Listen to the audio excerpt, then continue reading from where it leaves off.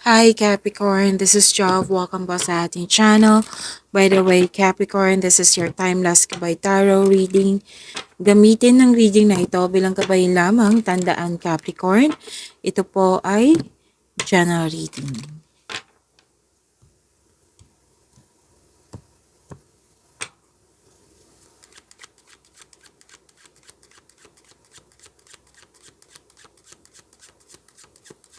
Mga parating po para kay Capricorn.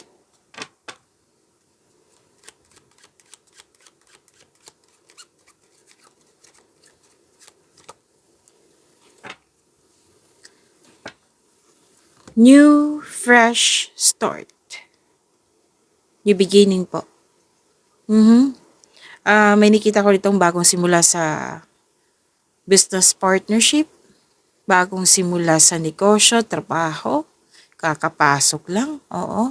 Kasi may nakita ko dito na hired kahit walang experience. Nakita ko rin dito na pwedeng buhay pag-ibig to na bagong pasok sa relasyon. Okay? At sabi din dito na may concern lang kayo sa immature na tao. Or di kaya'y humihingi ng time sa'yo na isang bata or pwedeng inner child mo po ito, Capricorn. Pwedeng may buntis. Parati itong lumalabas sa'yo. Buntis or may nag-aalaga ng baby. At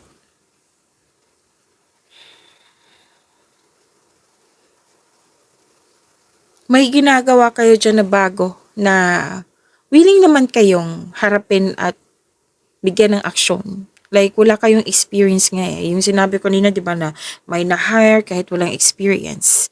So, start ng project or bagong relasyon nga. At pwedeng may bago kayong pet or gamit na nagbigay ito ng pamper sa iyo. At huwag kayong mag-alala sa pagbabago na ito ha, kasi sinabi ng card na magkakaroon po ng growth. So there's something new.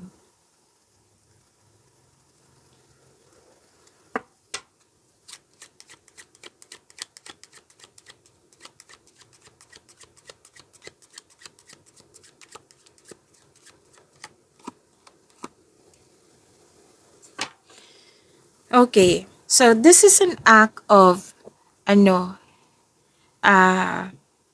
advice na may nakita kong energy dito, ikaw yung gumawa, ikaw yung nagsabi. May energy din ako nakikita dito na ikaw yung nakatanggap. Like, nakatanggap ng advice. Okay?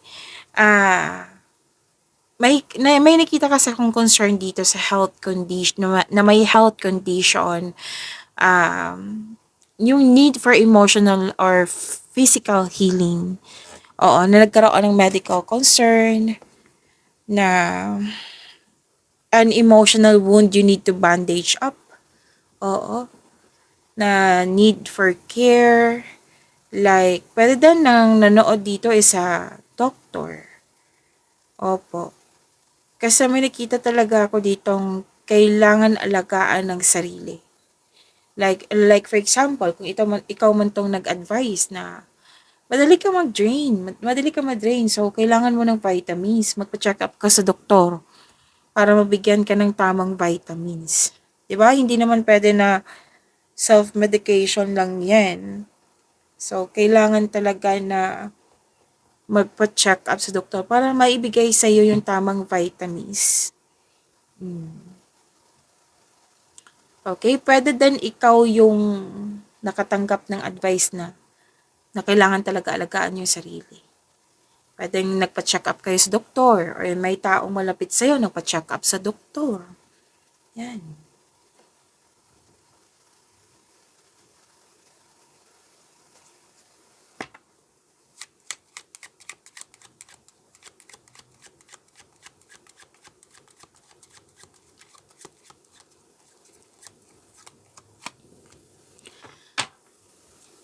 Okay, may victory ako nakikita dito. Satisfaction guaranteed. May milagrong naganap.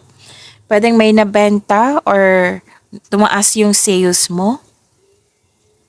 And sabi ng card, give praise for all of your abundance.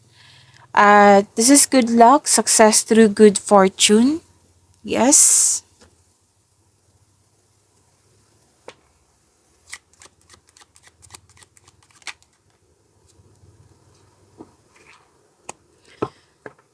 May ano dito, may usapin tungkol sa divorce, widower, separation, loss of connection, or someone is leaving. Kasi may nakita ako ditong feeling of abandonment. Or gusto mo ng me time, alone time. Pwede din po na may kausap ka na isang lalaki na older than 60 years old na pwedeng ito yung na mismo na tao. Pwedeng ito yung nag-advise sa iyo. Pero most likely, ano to na mismo. Na mismo or nagkaroon ka ng loss of connection nga. And may naalala ka sa nakaraan pero sabi dito na kailangan matanggap na tong nakaraan na ito para maka-move forward na.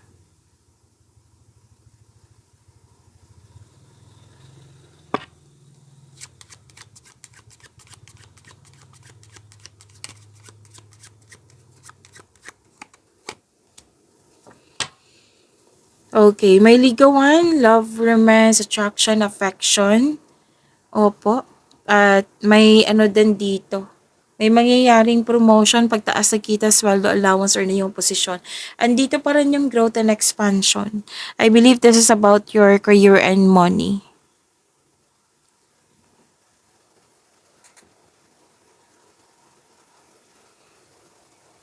Pero may concern kayo dito na you're feeling trapped na parang kang nakatali sa isang bagay, sa isang tao, or sa isang sitwasyon.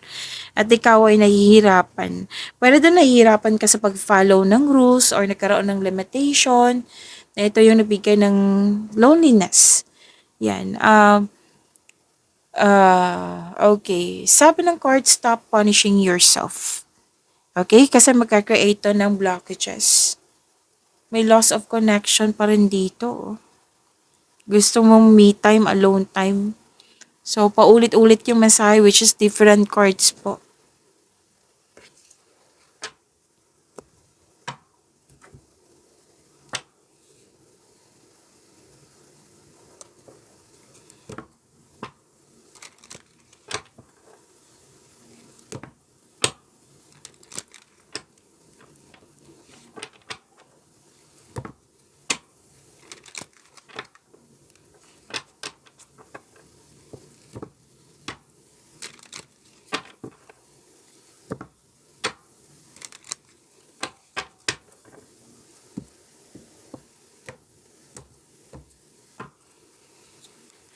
Energy para kay Capricorn.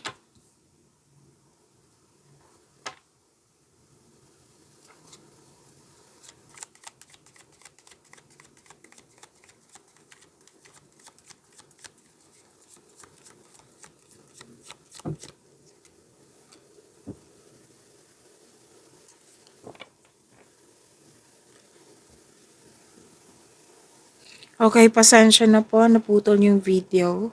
So, saan na tayo? Capricorn, maraming salamat po sa mga hindi nag-skip ng ads. Subscribe na po kayo sa ating channel at click bell notification para updated po kayo sa reading natin.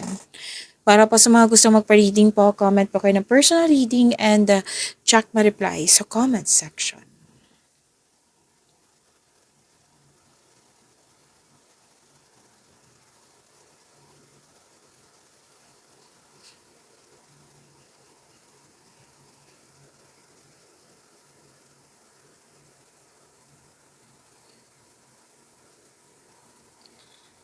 Okay, energy.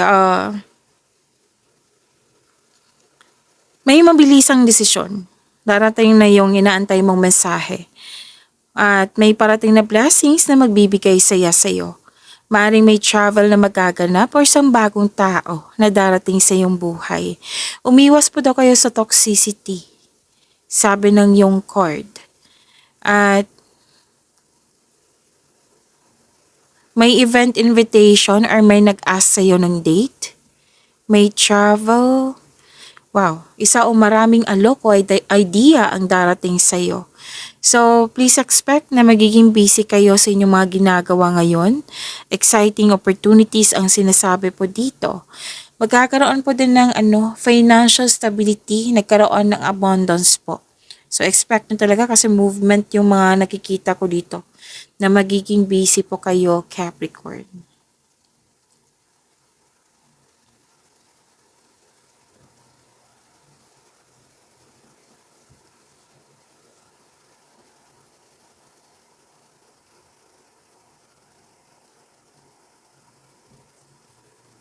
Parati ko itong nakikita sa inyo, Capricorn, na may pagbubunyag at may magsusorry.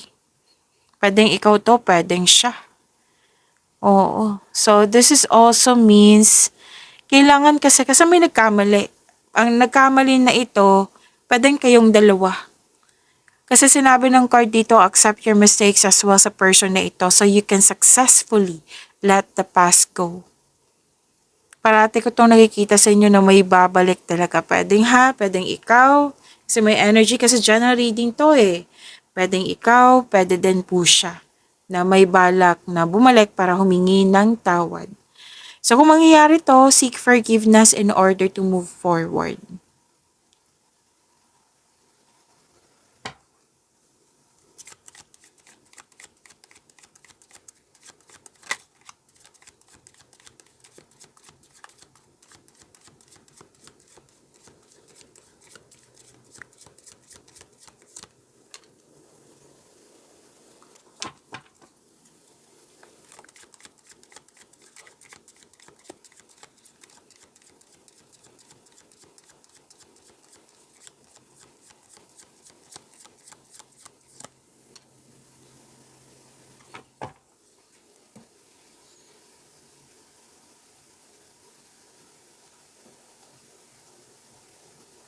Sa career and money niyo po, sabi ng card, okay, andito pa rin yung exciting opportunities.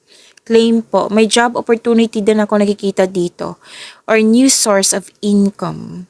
Pero then again, try ka sa mga ginagawa mo ngayon, masaya din kasama yung mga kasamahan mo dyan.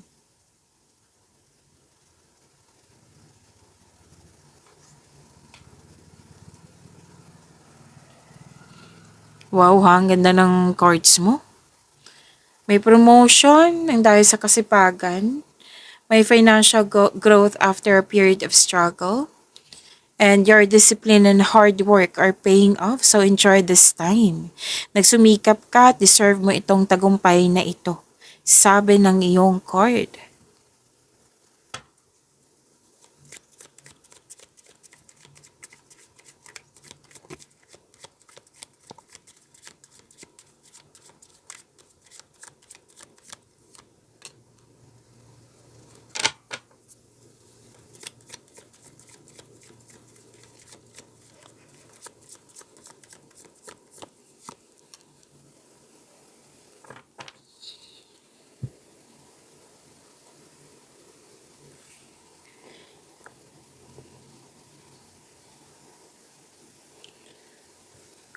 Okay, Capricorn, huwag niyong kalimutan na mag-subscribe sa channel natin at i-click yung bell notification para updated pa kayo sa reading natin. About love life, self-love, partnership, and romance.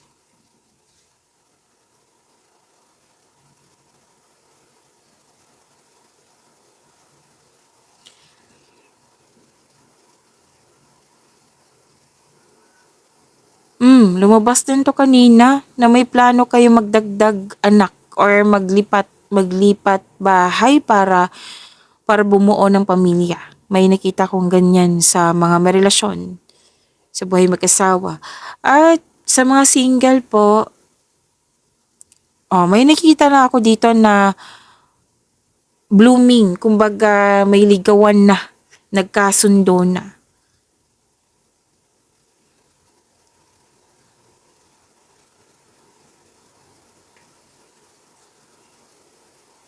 Okay. Ah, marami kayong maliligaw or marami kang nililigawan. Nag-iisip ka kasi dito kung sino yung right person para sa iyo, yung may genuine na love sa iyo. Kaya at mag-ingat po sa sobrang pag-iisip baka ito ay ang ending na ito malilito ka na. Okay? But make it balance po. At sa mga relasyon, sa buhay mag-asawa, this is temptation kasi. Temptation po. May nakita kong temptation. Maraming case ng temptation ha. Na sabi ng court, kung inspired kayo ngayon, ano mo, kumbaga magkaroon ng time for reflection kung totoo ba tong inspiration or temptation.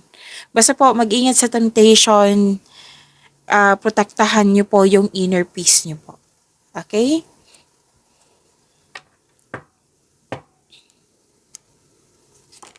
Okay, so lumabas din to. So, i-reading na natin.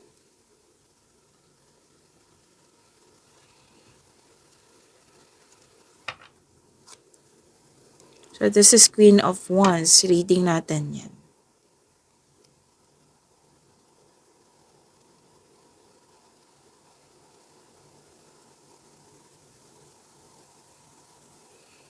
Okay, ma-overcome mo yung mga challenges, struggles, blockages kasi hinarap mo. Increase confidence ang nakikita ko po dito. At sabi din dito na